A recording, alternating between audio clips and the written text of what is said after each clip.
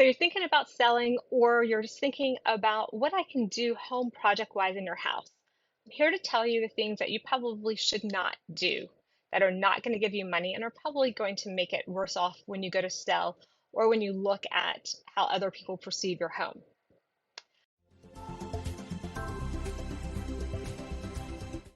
I'm Tiffany Johannes with Remax Executive. So, what are some of the things you shouldn't do? Number one on that list, and it's always going to be on the list, is a garage conversion. If you try to make a room out of your garage, it never looks good.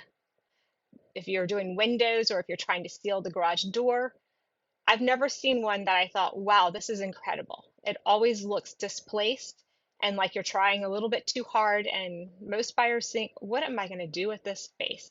I'd rather the garage. Number two is taking cabinets that are outdated or old or the hinges are just not great or dirty and doing a bad paint job on them. If you're going to paint your cabinets, I highly suggest you get a professional to do it because anyone can tell, and that peeling paint, that look after you've had them for a few months is not the best. So don't DIY your kitchen cabinets.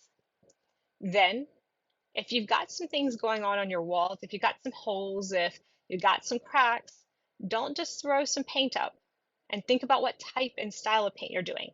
Shiny paint is going to make things look awful. So have an expert come in and patch and repair what needs to be patched and repaired so you don't have lumps and dents and craziness on your walls, and then have them painted a color that's not going to have a huge sheen.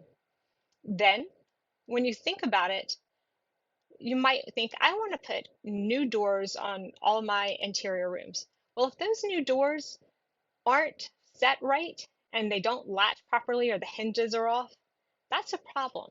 So make sure if you're going to put new doors in your house, which can look great, that you handle them and that they are latching and that they all look proper on the door. Don't have high doors and doors that rub on your rugs. That's not a good feel for a buyer, and it's going to be picked up in an inspection. And then finally, one other piece I do not recommend is putting knobs on that you are changing out. So let's say you had knobs and you want handles. You've got to make sure that's done right because you don't want to be able to see the other holes that were there.